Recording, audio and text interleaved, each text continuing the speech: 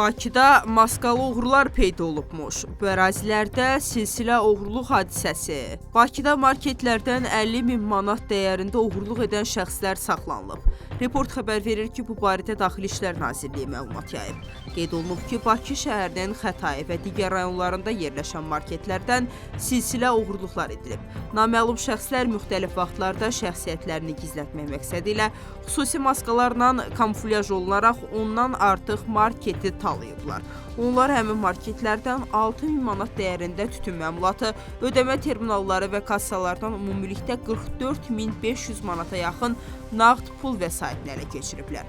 Xətai rayon polis idarəsinin əməkdaşları tərəfindən həyata keçirilən əməliyyat axtarış tədbirləri nəticəsində talama cinayətlərini törətməkdə təqsirli bilinən əvvəllər məhkum olunmuşlar.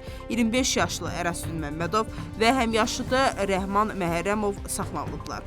Onların törətdikləri cinayət əməlləri təhlükəsizlik kameraları vasitəsilə də an-ban lent alınıb. Faktlarla bağlı araşdırmalar davam etdirilir.